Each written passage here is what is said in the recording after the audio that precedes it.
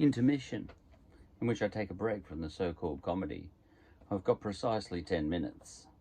I'm on a timer because my son is expecting me inside for the last bit of Harry Potter and the Prisoner of Azkaban. We're up to the last 30 pages and we're going to sit and read those tonight. But I thought I'd take a break from the, well, as I call it, the so-called comedy, because, fill in this 10 minutes. And there may be no point, maybe nothing will come of this 10 minutes. But I'm going to roll the camera anyway and see what comes of it and leave it there. Now, I haven't got time on this occasion to have a thought and then develop that into something that might be comedy. And that might be a welcome break, actually, for myself as I watch these videos. Because, something that, a thought that I might ordinarily turn into something comical might be a welcome relief from something that I've already turned into something comical that ended up not even funny.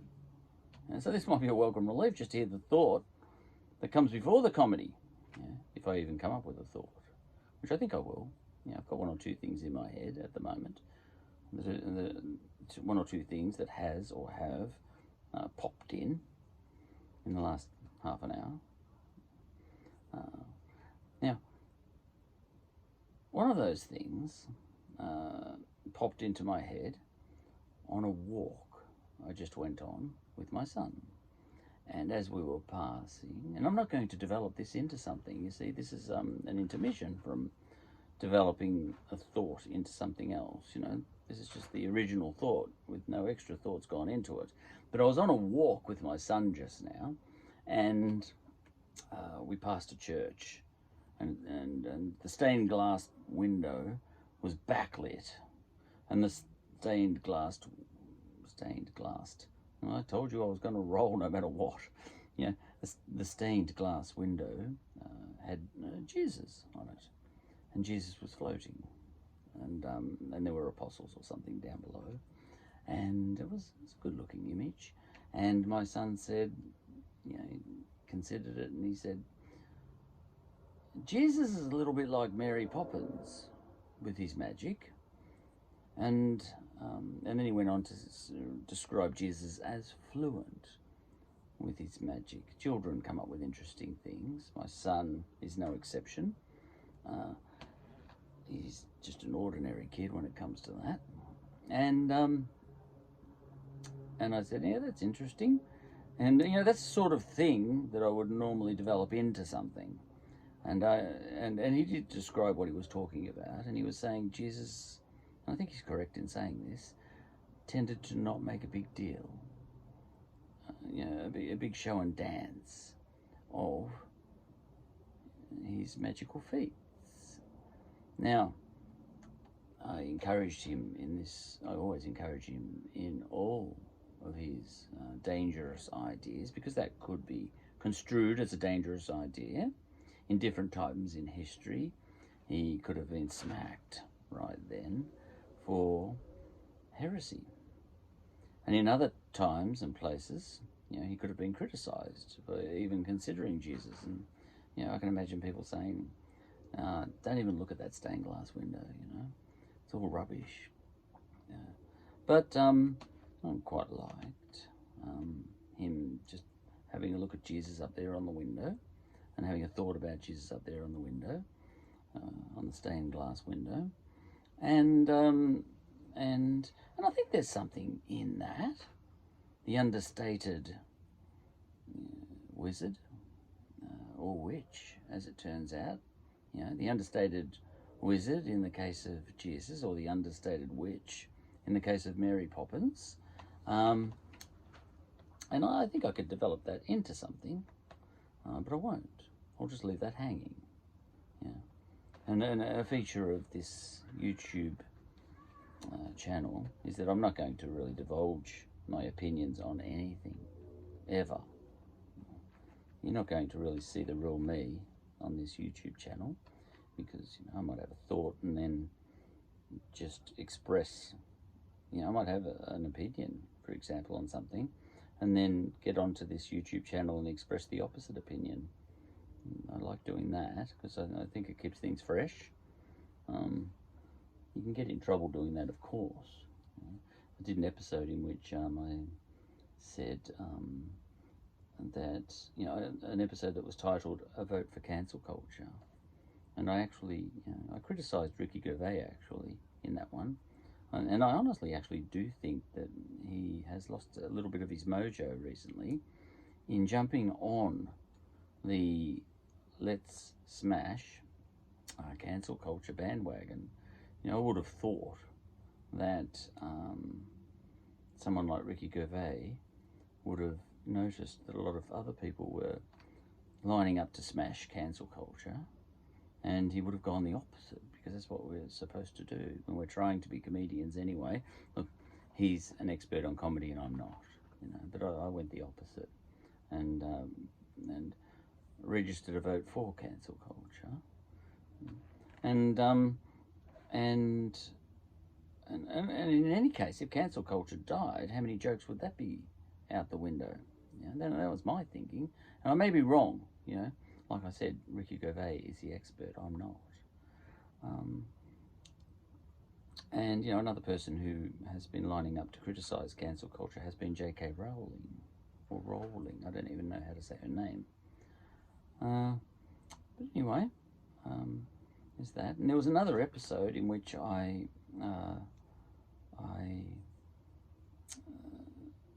apparently claimed that I am a Nazi. I actually, you wouldn't believe this. When did YouTube become social media? But no, I won't say that, because I respected the feedback I got on that episode. It was clearly comedy, and even the person who took me to task on the title of that episode, because that's what she was talking about. And can I just quickly say she was exactly correct. You shouldn't have a title like that sitting up there on the internet against your own name, even if it's a fake name, which this one is.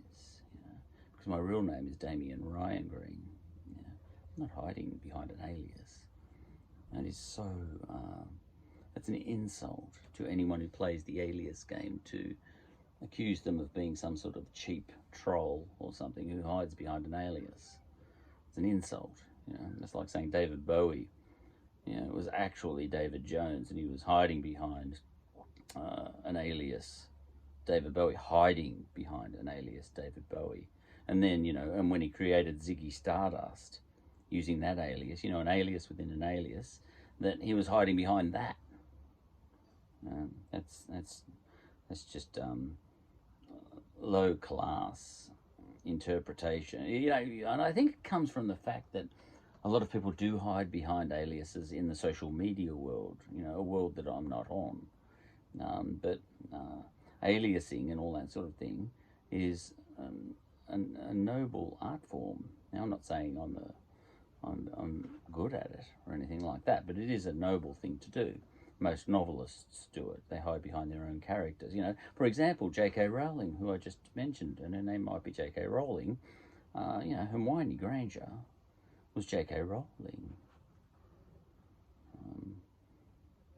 which now suddenly makes me think about J.K. Rowling, because she's been on my mind recently, not least because we're almost at the end of, my son and I, The Prisoner of Azkaban, her third book, I think.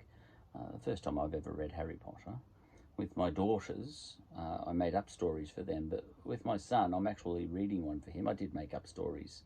I had a whole series for him called Faust, But I've decided to read the Harry Potter series to my son for his bedtime reading. We're up to near the end of The Prisoner of Azkaban, and I'm deeply impressed. I found myself, I don't think I've been that excited as I have been in the last 30 pages with a book for many years, if ever. They're in the Shrieking Shack, and the characters are incredible. I won't go into that. I could go on about that all day, but it takes. I think J.K. Rowling has a dangerous mind in order to create these scenarios. I was on the edge of my seat reading that. You know? And I think she's got a dangerous mind. That's all I'll say. You know, read it yourself, and you probably already have. And only a dangerous mind could write a book like Harry Potter and the Prisoner of Azkaban. I was floored, you know. If I was writing a book, I'd be lucky to come up with one of the ideas, or one of the, you know, one of the things that she was getting across with her characters in the Shrieking Shack. There, the werewolf and Peter Pettigrew and Lupin, Sirius Black, Hermione, Harry Potter, Ron, the rat, the cat. It was just incredible. Snape, you know, my heart went out to Snape. And so on and so forth. You know, I could go on and on and on. You know, you could have sympathy for any of the characters. Peter Pettigrew was a coward. I can't like him, but I saw where he was coming from. None of it was black and white. Now, I mentioned J.K. Rowling just before, or Rowling. And I mentioned her because she's been in the news recently for, you know, this kind of is a segue from what I said earlier. And look, I've gone over my 10 minutes. My son hasn't rung. And said, where are you? Because we're going to read the last 30 pages. We're nearly there. And he's getting me a cuppa as I speak. Now, J.K. Rowling has come in for a lot of flack recently for stuff that she said, you know, that is arguably wrong. Now, there's no way I'm going to divulge, you know, my opinions on anything in this YouTube clip. For example, you know, like you know, I did an episode, as I said, on, you know, the fact that I'm a Nazi. You know. But if you watched the episode, you know, unless you're an absolute brain dead idiot, you'd know that I was actually saying I'm anything but. You know, I forgot to talk about that person who criticised me for even having the title of that episode. You know, I'm a Nazi. It wasn't quite like that, you know, whatever I had as the title. Oh yeah, I was going to talk about her, and she said that's a wrong title to have, and, you know, and that I'm being selfish for having that title and all that sort of stuff. And she was absolutely right, you know, because someone could Google that. It doesn't matter if you're using an alias. You know, I've got my face here, you know, and in Australia, your voice identifies you, yeah, and your face even more so. You know, so I'm absolutely identifying myself here. I haven't even said my name earlier. So, you know, there's no hiding here. I'm not a cheap troll. But I came in for a lot of criticism, but the person was, you know, she was putting her points forward in an intellectual way. But, and she's a remarkable person because she fully thinks through everything. And in putting her case forward, that I should, you know, it's a hypothetical really, that I should change the title and not be so clickbaitish.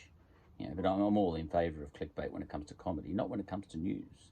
But when it comes to comedy, of course you should do clickbait. You know, otherwise, you know, why does Little Richard, you know, wear a dress? You know, because he's trying to get attention, and that's the idea of comedy. You're trying to entertain, so clickbait's fine. But she said, you know, that's a title you should change, you know, and I dug in, of course you should dig in a situation like that, and you know, and she correctly pointed out 16 reasons why I should change the title.